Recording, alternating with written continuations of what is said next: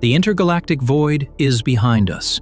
The faint, ghostly filaments of the cosmic web have guided us to the shores of a new cosmic ocean. The light of 1 trillion suns washes over our viewport. We have crossed the threshold. We are inside M31, the Andromeda galaxy. From here, our home galaxy is a distant, beautiful spiral, a mirror image of the Titan we are now entering. The scale is almost incomprehensible. This is a galaxy more than twice the size of our own, a sprawling metropolis of ancient stars, new nebulae, and untold mysteries. Our first destination is not a grand spectacle, but a single, unassuming star with a profound history. A star that, a century ago, doubled the size of our universe. For years, astronomers on Earth were locked in a great debate. They looked at Andromeda through their telescopes and saw a faint, fuzzy spiral nebula. Most believed it was a small cloud of gas and dust right here, inside our own Milky Way.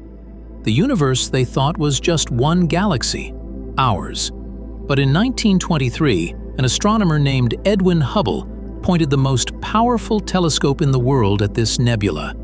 He found a very special type of star, a Cepheid variable. He knew that these stars pulsate with a precise clockwork rhythm and that their brightness is directly linked to their pulse rate. They are cosmic yardsticks. That is the star we are approaching now. As we get closer, you can see it with your own eyes. It breathes, a slow, steady pulse of light, a ghostly metronome beating across the millennia. By measuring this pulse, Hubble calculated the star's true brightness, and in doing so, he calculated its distance. The number he found was staggering, nearly 1 million light-years at the time. It was a distance so vast, it proved that this spiral nebula was not a local cloud at all.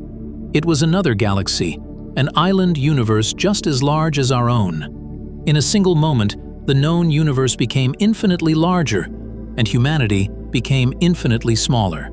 We are now looking at the very star that taught us our true place in the cosmos. We leave the historic star behind and plunge deeper into Andromeda's spiral arms. A pre-programmed search algorithm flags an anomaly, a G-type star very similar to our own Sun, and orbiting it, a planet. Roughly 1.5 times the mass of Earth, orbiting squarely in the habitable zone. We divert course. As we get closer, our spectrometers analyze the light passing through the planet's atmosphere. The readings are